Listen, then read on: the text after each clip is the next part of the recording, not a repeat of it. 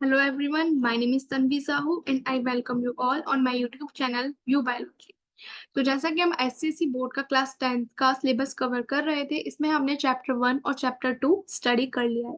Chapter 2 की exercise भी study कर ली हमने, उसके क्वेश्चन सॉल्व हो चुके हैं, रिव्यू क्वेश्चंस। और आज हम स्टडी करने वाले हैं चैप्टर 1 यानी कि सेल की एक्सरसाइज। सेल चैप्टर हमने अच्छे से कवर कर लिया है और आज हम यहाँ पे क्वेश्चन सॉल्व करेंगे। तो सबसे पहले हमारे पास क्वेश्चन है very short answer type question. इनमें आपको क्या करना है, सिर्फ और सिर्फ वन वर्ड में ही आंसर देना होगा। So question number 1 is identify the cellular structures with the help of the following clues. आपको कुछ क्लूज दिए और उनके बेसिस पे आपको पता करना है कि कौन सा सेलुलर स्ट्रक्चर है। सबसे पहला है हमारे पास question number A is it synthesises the respiratory enzymes. यहाँ पे रेस्पिरेटरी एंजाइम्स सिंथेसाइज हो रहे हैं, तो आपको आइडेंटिफाई कैसे करोगे? तो आप ये सोचो कि रेस्पिरेशन हो कहाँ रहा है, रेस्पिरेशन का जो भी प्रोसेस चल रहा है, रिएक्शन चल रहा है, वो कहाँ हो रहा है। ये सारे प्रोसेसेस माइटोकॉन्ड्रिया में होते हैं और सिंथेसिस भी रेस्पिरेटरी एंजाइम्स का कहाँ होगा? माइटोकॉन्ड्रिया में। तो यहाँ हमारे पास आंसर हो जाएगा माइटोकॉन्ड्रिया। ओके, ये इसका आंसर हो जाएगा। Next question number B is it is made up of lipoprotein. Lipoprotein से क्या बना हुआ है? तो हम सबको पता है, that is cell membrane. Cell membrane किससे बनी हुई है? लाइपोप्रोटीन से बनी हुई है। Now question number C is a non living rigid layer surrounding the plasma membrane. Plasma membrane के आसपास एक non living rigid layer present है, उस लेयर को हम क्या बोलेंगे? The answer will be cell wall. क्यों? क्योंकि सेल वॉल नॉन लिविंग होती है और यही एक ऐसी रिजिड लेयर है जो कि प्लाज्मा मेम्ब्रेन के बाहर साइड में प्रेजेंट होगी। As like suppose plasma membrane इस तरह से प्रेजेंट है, इसके बाहर प्रेजेंट होगी सेल वॉल। ओके, तो आंसर हो जाएगा हमारे पास cell wall. Now supportive framework for the cell. Cell के लिए सपोर्टिव फ्रेमवर्क क्या होगा? तो यहाँ आंसर हो जाएगा साइटोस्केलेटन। साइटोस्केलेटन सपोर्टिव फ्रेमवर्क की तरह वर्क करता है in case of cell. Okay, cell में सेल के लिए वो कैसे वर्क करेगा? साइटोस्केलेटन सपोर्टिव फ्रेमवर्क की तरह। Now next question number E is it consist of cisternae, vesicles and vacuoles. तो ऐसा कौन सा सेलुलर स्ट्रक्चर है जिसमें सिस्टर्नी प्रेजेंट होंगे, वेसिकल्स प्रेजेंट होंगे और वैक्यूल प्रेजेंट होंगे? So here the answer will B Golgi body. Okay, Golgi body answer हो जाएगा जिसमें कि सिस्टर्नी, वेसिकल्स और वैक्यूल्स प्रेजेंट है। Now question number F is it gives question number F is it destroys foreign substances. Foreign substances को destroy करने का काम कौन करता है? तो यहाँ आंसर हो जाएगा लाइजोसोम। लाइजोसोम को इसलिए हम सुसाइडल बैग भी बोलते हैं, जब कभी भी इसमें फॉरेन सब्सटेंसेस एंटर करेंगे, कभी भी सेल में कोई भी फॉरेन सब्सटेंस एंटर करेगा तो लाइजोसोम लाइजोसोम क्या करेगा? खुद ब खुद बस्ट हो जाता है और बस्ट होने के बाद इसके हाइड्रोलाइटिक एंजाइम्स प्रेजेंट होते हैं इसमें काफी सारे, जो कि उस सेल को डिस्ट्रॉय कर देते हैं, इसलिए इसको हम suicidal bag of the cell भी बोला जाता है। Okay, now next question number G is it gives turgidity to the plant cell. Here you have to remember, यहाँ पे सिर्फ और सिर्फ प्लांट सेल की बात हो रही है कि ऐसा कौन सा सेलुलर स्ट्रक्चर है जो कि सिर्फ प्लांट सेल को टर्जिडिटी प्रोवाइड कराता है? तो यहाँ आंसर हो जाएगा vacuole. Okay, vacuole, large vacuole present होता है प्लांट सेल्स में और ये प्लांट सेल को टर्जिडिटी प्रोवाइड कराता है। Now question number H is it is made up of DNA threads. तो डीएनए थ्रेड्स से, डीएनए के धागे से क्या बना हुआ होगा? कौन सा स्ट्रक्चर है? That is chromosome. Chromosome is made up of DNA threads. Okay, now question number I is it contains chromatin fibres. Chromatin fibres कहाँ प्रेजेंट होंगे? Okay, it contains chromatin fibres कहाँ प्रेजेंट होते हैं? न्यूक्लियस में। Okay, तो answer हो जाएगा nucleus. Nucleus में क्या प्रेजेंट होगा? क्रोमेटिन फाइबर्स प्रेजेंट होंगे। Now the last one is here it initiates and regulates cell division. Cell division को रेगुलेट करने का काम कौन करता है? तो यहाँ आंसर हो जाएगा सेंट्रिओल। ओके, सेंट्रियोल क्या वर्क करता है? रेगुलेट करने का काम करता है। किसको रेगुलेट करने का काम करेगा ये? तो ये रेगुलेट करेगा सेल डिवीजन को। ओके, तो ये आंसर हो जाएगा हमारे पास centriole. Okay, now we have next question. अब हमारे पास क्वेश्चन क्या है कि give two examples of each. आपको एग्जांपल देना है। A is unicellular animals. Unicellular animals का एग्जांपल क्या हो जाएगा हमारे पास? तो एग्जांपल देने हैं। यूनिसेलुलर एनिमल में एग्जांपल हो जाएगा amoeba and paramecium. Okay, so we have the answer amoeba and paramecium. And in case of unicellular plants हमारे पास एग्जांपल क्या हो जाएगा, इसमें कुछ एल्गी होती हैं जो कि यूनिसेलुलर होती हैं। हम बोल सकते हैं इसका एग्जांपल है that is chlamydomonas, chlamydomonas, chlamydomonas. And next we have chlamydomonas and next we have chlorella. ये तो आपके एग्जांपल हो जाएंगे chlamydomonas, chlamydomonas. these are example of unicellular plants. Okay, now cell organelles का क्या एग्जांपल होगा, तो इसमें हो जाएगा हमारे पास mitochondria and Golgi body. Okay, cell inclusion का क्या एग्जांपल होगा, तो सेल इंक्लूजन में आप लिख सकते हो ग्लाइकोजन, ग्लाइकोजन बोल सकते हैं हम कि ग्लाइकोजन की ड्रॉपलेट्स पाई जाती हैं या फिर फेट ड्रॉपलेट्स पाई जाती हैं, ये भी सेल इंक्लूजन में आ जाएगा। We can say glycogen, lipid, और we can also say starch. Okay, तो ये एग्जांपल हो जाएंगे सेल इंक्लूजन के। Next is stains which make the nucleus distinct. ऐसा स्टेन जो कि न्यूक्लियस, जिससे कि न्यूक्लियस हमको और भी क्लियर नजर आने लगेगा। अगर हम उसका सपोज न्यूक्लियस के बारे में हमें स्टडी करना है, न्यूक्लियस को देखना है माइक्रोस्कोप में, तो उसके लिए हम क्या कर सकते हैं, इसको स्टेन करेंगे कोई ना कोई डाई से। जब हम इसको डाई से स्टेन करेंगे तो यहाँ पे स्टेन कर सकते हैं हम इसको with the help of iodine dye और ईओसिन डाई। ओके, कौन कौन सी दो डाइज है हमारे पास, एक ईओसिन डाई है और एक आयोडीन डाई है, जिससे कि ये स्टेन हो सकता है। Now question number 3 is name the following a plastid without pigment. एक ऐसा प्लास्टिड जिसमें कि पिगमेंट प्रेजेंट नहीं है। तो जैसा कि हम स्टडी कर चुके हैं, प्लास्टिड तीन टाइप्स के होते हैं, एक होता है क्लोरोप्लास्ट, एक है क्रोमोप्लास्ट, एक है हमारे पास ल्यूकोप्लास्ट। तो यहाँ आंसर हो जाएगा हमारे पास ल्यूकोप्लास्ट। ओके, ल्यूकोप्लास्ट में कोई भी पिगमेंट प्रेजेंट नहीं हो सकता है, नहीं होता है, और क्रोमोप्लास्ट में डिफरेंट टाइप्स के कलर के होंगे and in case of chloroplast green colour का पिगमेंट प्रेजेंट होगा। ओके, तो यहाँ आंसर हो जाएगा हमारे पास leucoplast. Now question number B is a pigment which is not found in plastid. ऐसा कौन सा पिगमेंट है जो प्लास्टिड में प्रेजेंट नहीं होता, तो यहाँ पे आप आंसर कर सकते हो कि हीमोग्लोबिन। हीमोग्लोबिन एक ऐसा पिगमेंट है जो कि प्लास्टिड में प्रेजेंट नहीं होता है। Now question number C is the orange red pigment found in the chromoplast. Chromoplast में एक ऐसा पिगमेंट जो कि ऑरेंज और रेड कलर के लिए रेस्पॉन्सिबल है, उसका क्या नाम होगा, तो उसको हम बोलते हैं carotenoid. Okay, you can say carotenoid, ये पिगमेंट प्रेजेंट होगा। Next we have scattered Golgi complex found in plant cells. अगर प्लांट सेल में गोल्गी बॉडीज प्रेजेंट है या गोल्गी कॉम्प्लेक्स प्रेजेंट है, तो उसको हम बोलते हैं dictyosome. Okay, you have to remember this word, dictyosome. अगर प्लांट बॉडी में गोल्गी कॉम्प्लेक्स प्रेजेंट है तो उस गोल्गी कॉम्प्लेक्स को हम क्या बोलेंगे, डिक्टोयोसोम।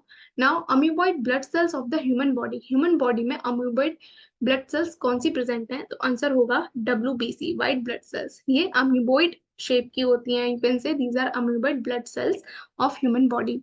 Smallest cell of human body, अगर हम ह्यूमन बॉडी की है स्मॉलेस्ट सेल की बात हो रही है, तो आंसर हो जाएगा हमारे पास sperm cell.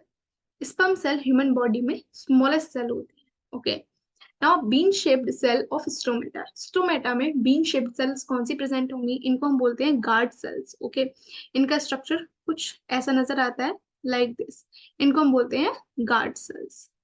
Okay, next we have question number H, the part of the cytoplasm which is devoid of the organelles. ऐसा पार्ट साइटोप्लाज्म का जिसमें कि कोई भी ऑर्गेनेल प्रेजेंट नहीं है, इसको हम क्या बोलेंगे, साइटोसोल। ओके, इसको मैं आपको एक बार और एक्सप्लेन करके बता दूं कि क्या कंडीशन है। So what we can see कि हमारे पास कोई भी अगर सेल प्रेजेंट है, सेल में यहाँ न्यूक्लियस प्रेजेंट होगा और सेल ऑर्गेनेल्स प्रेजेंट होंगे। ठीक, और ये पूरा पार्ट साइटोप्लाज्म कहलाता है। यहाँ अलग अलग सेल ऑर्गेनेल्स हैं, जो भी स्पेस है इसको हम क्या बोलते हैं, साइटोप्लाज्म। This called cytoplasm. अगर हमने न्यूक्लियस को इंक्लूड कर दिया, यानी सभी कंटेंट, और हम इंक्लूड कर रहे हैं न्यूक्लियस को भी, तो उसको हम क्या बोल देंगे, प्रोटोप्लाज्म। ओके, ये हो जाएगा प्रोटोप्लाज्म। और यहाँ काफी सारे सेल ऑर्गेनल्स प्रेजेंट हैं। अब हमने क्या काम किया, साइटोप्लाज्म में से न्यूक्लियस तो ऑलरेडी आउट है ही, हमने और सेल ऑर्गेनल्स को भी हटा दिया, यानी डिवॉइड ऑफ सेल ऑर्गेनल्स, सिर्फ और सिर्फ लिक्विड पार्ट जो बचा उसको हम बोलेंगे cytosol. Okay, so I hope ये तीनों टर्म आपको क्लियर हो गए हो, साइटोप्लाज्म क्या है, प्रोटोप्लाज्म क्या है और साइटोसोल क्या है। अगर हम सेल के सभी कंटेंट की बात कर रहे हैं except nucleus, then we say that it is cytoplasm. अगर हम न्यूक्लियस को इंक्लूड कर लें तो उसको बोलेंगे प्रोटोप्लाज्म, और अगर हम न्यूक्लियस साइटोप्लाज्म में से न्यूक्लियस तो ऑलरेडी माइनस है ही, उसके बाद सेल ऑर्गेनल्स को भी अगर हटा दें तो बचता है हमारे पास cytosol. Okay, now let's see this. अब हमारे पास क्वेश्चन है, the folds fingers like projections from the inner wall of the mitochondria। Mitochondria की इनर वॉल में कुछ स्ट्रक्चर्स प्रेजेंट होते हैं, फिंगर लाइक स्ट्रक्चर, उनको क्या कहेंगे? Just a second, let me remove. Okay, तो here we have the folds finger like projection from the inner wall of the mitochondria। Mitochondria में इनर वॉल में कुछ फिंगर लाइक स्ट्रक्चर प्रेजेंट होते हैं, उनको हम क्या बोलते हैं? That term is called cristae. Okay, that is called cristae. अब नेक्स्ट क्वेश्चन है, the tubules of the Golgi body. Golgi complex के जो भी ट्यूब्यूल्स प्रेजेंट होंगे उनको हम क्या बोलेंगे? सिस्टर्ने। ओके, तो ये दो टर्म्स सिमिलर हैं, क्रिस्टाई एंड सिस्टर्ने। आपको याद रखना है कि माइटोकॉन्ड्रिया का स्ट्रक्चर होगा कुछ ऐसे, और इसमें काफी सारे ऐसे फिंगर लाइक स्ट्रक्चर प्रेजेंट होते हैं, ऐसे ऐसे। इन फिंगर लाइक स्ट्रक्चर को हम क्या बोल रहे हैं? Cristae. And in case of Golgi complex काफी सारे ट्यूब्यूल्स प्रेजेंट होते हैं इस तरह के शेप में, इनको हम क्या बोलेंगे? Cisternae. Okay, now we have question B, descriptive type। Here we can see question number 1 is define the following terms। सबसे पहले हमको टर्म दे रखा है सेल, कि सेल क्या है। तो as we all know cell क्या होता है? Cell is the basic fundamental unit of our life. Okay, cell क्या है? सेल बेसिक फंडामेंटल यूनिट है लाइफ की। अब चाहे कोई भी लिविंग ऑर्गेनिज्म हो, चाहे एनिमल हो, चाहे प्लांट हो, कोई भी हो, उन सब में सेल प्रेजेंट होगा ही होगा। ओके, तो ये हमारे पास आंसर हो जाएगा, that cell is the basic structural and fundamental unit of our life। Okay, now next we have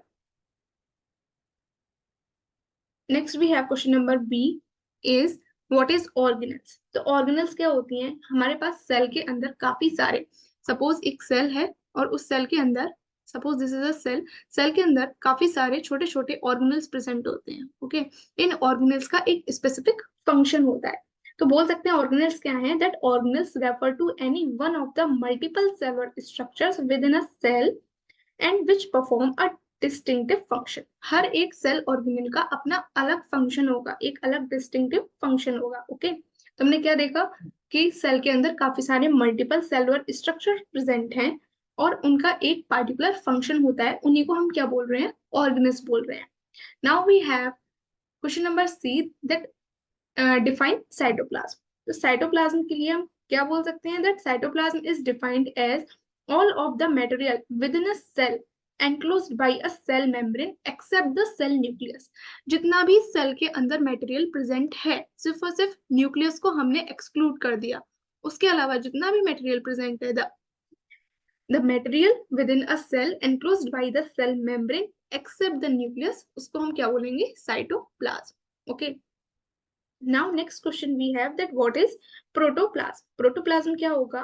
the living part of a cell including the cytoplasm। जितना भी living part है हमारे पास सेल का, साइटोप्लाज्म भी include कर लिया, उसके अलावा हमने क्या किया? न्यूक्लियस को भी अगर इंक्लूड कर लिया, ठीक है, इंक्लूडिंग द साइटोप्लाज्म, साइटोप्लाज्म भी इंक्लूड है, न्यूक्लियस भी इंक्लूड है और दूसरे ऑर्गेनल्स भी इंक्लूड है, तो उसको कलेक्टिवली हम क्या बोलेंगे? प्रोटोप्लाज्म। यानी सेल के अंदर जितना भी मटेरियल प्रेजेंट है उस पूरे के पूरे मटेरियल को क्या बोला जाएगा? प्रोटोप्लाज्म।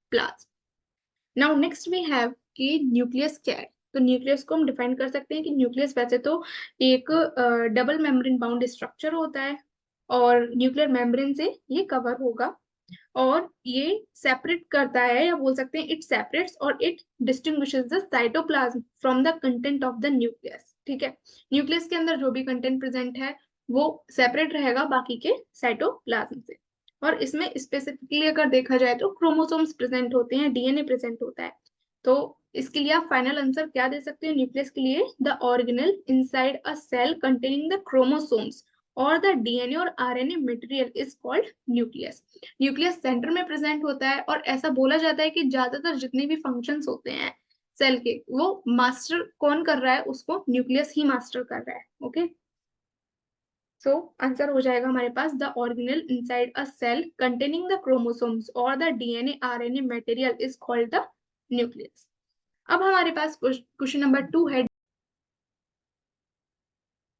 अब है question number 2 that distinguish between the following pairs. इसमें हमको कुछ पेयर्स दिए हुए हैं, उनमें डिफरेंस बताना है। सबसे पहला पेयर है plant cell and animal cell. Plant cell और एनिमल सेल में क्या क्या डिफरेंस होगा? तो सबसे पहले डिफरेंस हम देख सकते हैं किसका? सेल वॉल का। In case of plant cell wall present होगी and in case of animal cell wall absent हो। सेकंड हम देख सकते हैं presence of centriole. Okay, in case of plant cell centriole absent होगा and in case of animal cell centriole present होगा। तो अगर आपको डिफरेंस पता करना है, कोई भी दो सेल हैं कि कौन सी सेल प्लांट सेल है और कौन सी सेल एनिमल सेल है, तो सबसे पहले आप सेल वॉल चेक करो कि सेल वॉल अगर प्रेजेंट है तो वो प्लांट सेल है, सेल वॉल एब्सेंट है तो वो एनिमल सेल है। And in case of centriole, अगर प्लांट सेल है तो सेंट्रियोल एब्सेंट होगा और एनिमल सेल है तो सेंट्रियोल प्रेजेंट होगा। Okay, now next we have the difference between cell wall and cell membrane.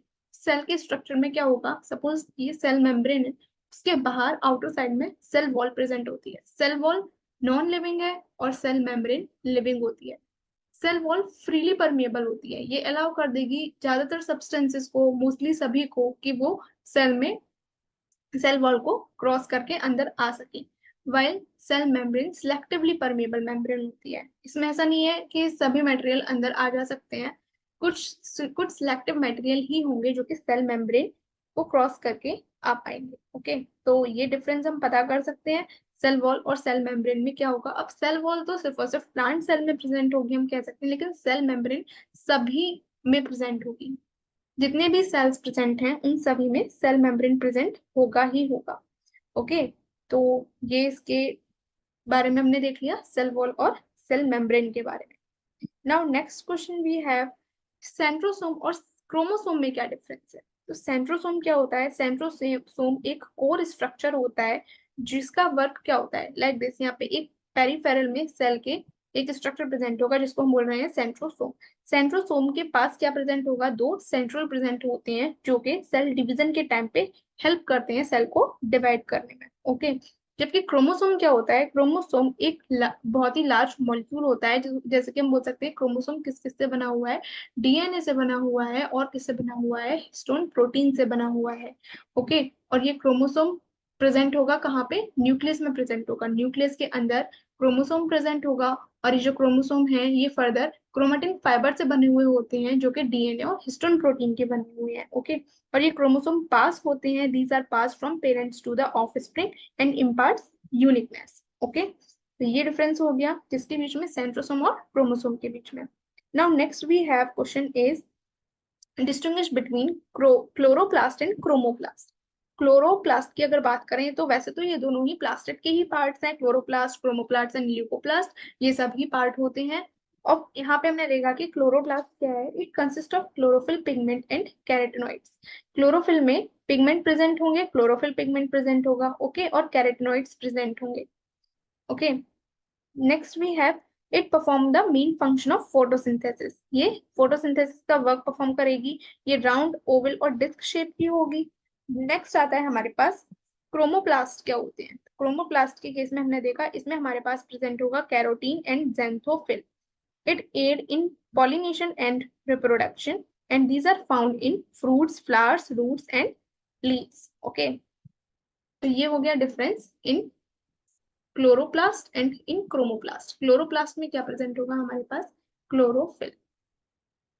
Okay, और यहाँ पे हमारे पास प्रेजेंट होगा it consist of carotene, carotene या ज़ैंथोफिल। ओके, ये हमारा एक्सरसाइज कंप्लीट हो गई। Now see you in next video, thank you so much.